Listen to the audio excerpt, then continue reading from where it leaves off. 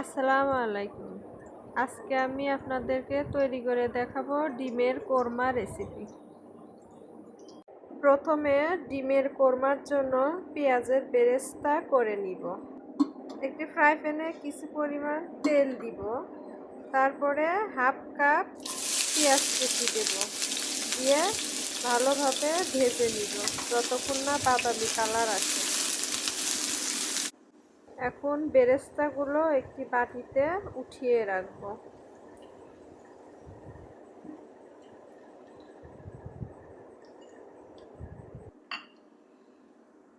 ডিমের কোরমার জন্য এখানে আমি 7টি ডিম সিদ্ধ করে খোসা ছাড়িয়ে নিয়েছি। এখন ডিমগুলো হালকা ভেজে নিব। 1 চিমটি লবণ দিব, যাতে ডিম দেওয়ার পরে তেল না ছিটে।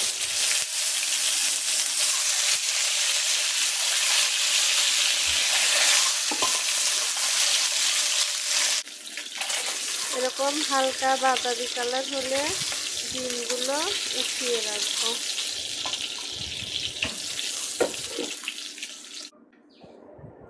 এখন হাফ কাপ পেঁয়াজ দিয়ে দেব, দিয়ে কিছুক্ষণ ভেজে নিব।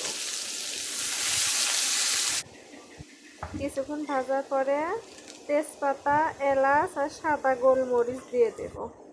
পেঁয়াজ হালকা কালার হলে এখানে আমি কাঠবাদাম 10টি, 15টি কিশমিশ ও 6টি কাঁচামরিচ একসাথে ব্লেন্ড করে নিয়েছি। এখন এগুলো ভালোভাবে কষিয়ে নেব। কিছুক্ষণ কষানোর পরে হাফ চামচ আদা বাটা, হাফ চামচ রসুন বাটা ও 3 চামচ পেঁয়াজ বাটা দিয়ে দেব।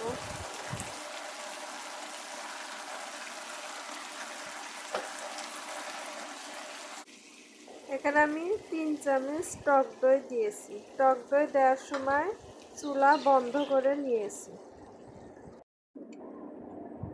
হাফ চামচ মরিচের গুঁড়া, হাফ চামচ ধনিয়ার গুঁড়া ও হাফ চামচ জিরার গুঁড়া আর স্বাদ মতো লবণ দিব, দিয়ে মশলাগুলো ভালোভাবে কিছুক্ষণ কষিয়ে নেব। মশলাগুলো যতক্ষণ তেল বের না হবে ততক্ষণ আমি কষিয়ে নিয়েছি। এখন দেখুন মশলাগুলো কি সুন্দর তেল বের হয়ে গেছে। এখন ডিম দিয়ে দিব। ডিম দিয়ে কিছুক্ষণ আবার কষিয়ে নেব।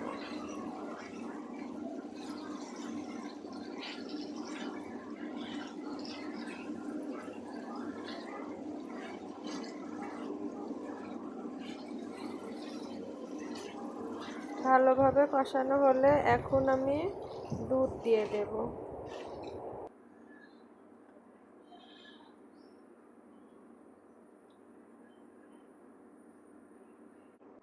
এখানে আমার মোট 1.5 কাপ দুধ লেগেছে। এখন 4টে কাঁচামরিচ দিয়ে দেব আর ভাজা বেরেস্তাগুলো দিয়ে দেব, দিয়ে কিছুক্ষণ রান্না করে নেব। আবার 1 চামচ চিনি দিয়ে দেব।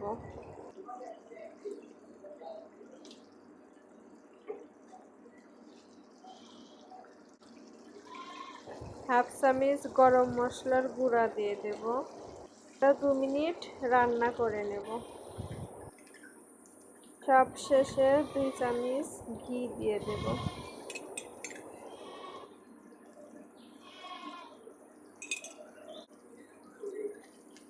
এখন এটা বাটিতে ঢেলে নেব।